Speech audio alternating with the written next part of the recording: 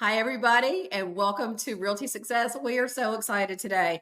We've got a great guest, and you're going to have a lot of fun with us. My name is Brooke Bryant. I'm one of the hosts of Realty Success. I'm a realtor in the Charlotte, North Carolina area, and I work a lot with investors and home sellers, but love working with first-time home buyers. I have a book you can find on Amazon. The Ultimate Guide for First-Time Home Buyers, and I'll have a link to that at the end of the show. Well, good morning and hello.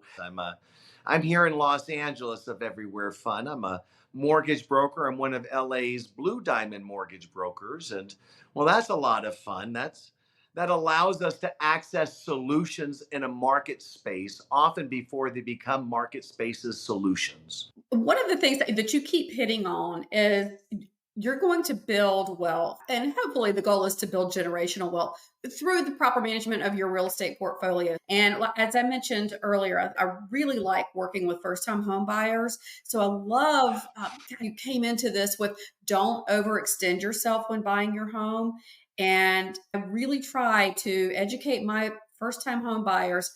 Don't buy beyond your means. Buy with the plan to hold on to this property and not have to sell it when you're ready to move up so that you can start building wealth through your real estate portfolio. So I love that you keep coming back to that. The first one's the hardest one. Hmm. Once you own the first one, well, now you get to play with equity.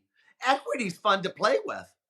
You can't play with it until you have it. I wish that I still owned my first house here in Charlotte. We've had a big influx of people coming here during COVID. Charlotte, North Carolina is very close to the mountains and the coast and halfway between New York and Florida. So it's a really desirable area, big airport. So a lot of people moved here from other areas and drove our prices really high, which is great for people who are first time home buyers and hopefully put them in a position to be able to retain that and sell. And I wish that I owned my first house, but I didn't have somebody like you who had creative solutions to help me. Okay, let's try and figure out a way for you to hold on to this house so you don't have to sell it, to use your equity to buy the next one.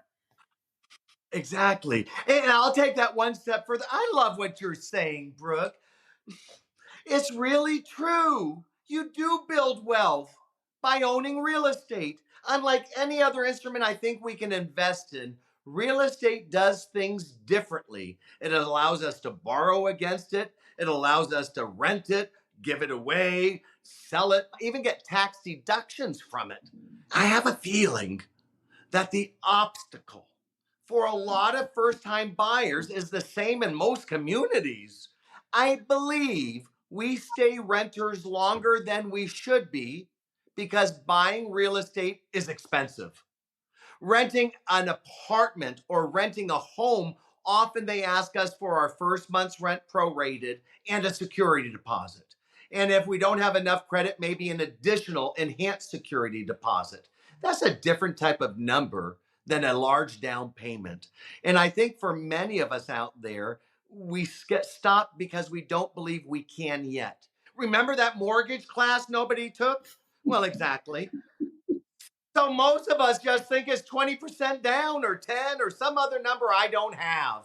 We're sharing stories of how you can because the truth is you probably can. So here at Scott Griffin Financial, my focus is what we're talking about. It is first time home buyer success.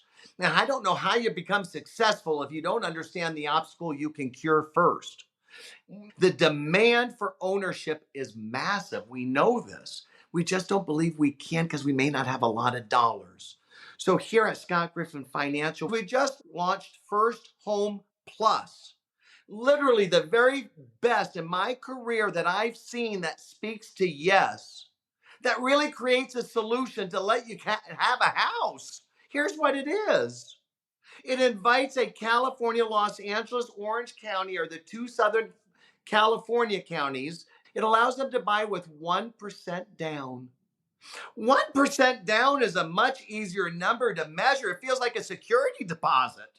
Not only is it only 1% of our money, but this solution, First Home Plus, provides a 2% grant that goes along with your 1%, creating a 3% down payment. But the grant, well, it's silent. There's no interest and there's no repayment. In fact, it goes away as 100% removed after 3 years of on time payments. Wow. So it's a fancy way of saying, here's the help you hoped you could have.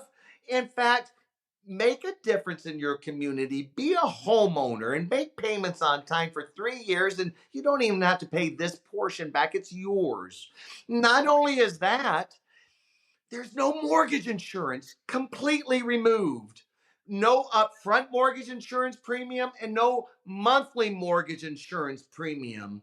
And in today's current environment, what I've been reviewing is how does the solution stack up against the other choices a first time home buyer would most likely utilize. Here's what I discovered. It's so beautiful. It won each time as it answered, how did I help? Here's how it won. It removed the need of the high cost of down payment. Fannie Mae and Freddie Mac for a first time buyer allows most of us to buy with only 3% down. But 3% of $500,000 might be a number I don't have in my bank account, but I might be able to get 5,000. So already you're creating savings. But it wasn't just there the savings lived. When you entered their minimum buying, like 3% down at Fannie Mae, first time buyer, well, the interest rate was the highest they had available to borrow because it was the riskiest loan that they have designed to offer. So not only was the cost and the rates you pay much more significant, but so was the cost to even achieve the loan. And then when I included the mortgage insurance premium, the savings that First Home Plus provided was significant upfront and every month thereafter. I love FHA being a solution for many of us getting our first homes. However, yes comes at a price. FHA insurance requires 1.75% of your loan amount up front as an insurance premium. Most of us don't have 1.75% additional, so that gets financed in the loan. So when you start comparing the other choices we use, the savings stacks up at a significant level, no matter how you look at it, entering the home or paying for it monthly. And in First Home Plus, since there's no mortgage insurance, that means more of your on time monthly payments are going to your tax deductions because mortgage insurance is expensive for some and it's not tax deductible. So, why is it there? Let's get rid of it.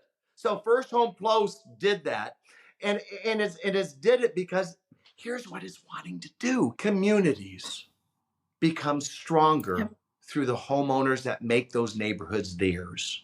And there'd be some wonderful people in these homes if we could just give them a helping hand.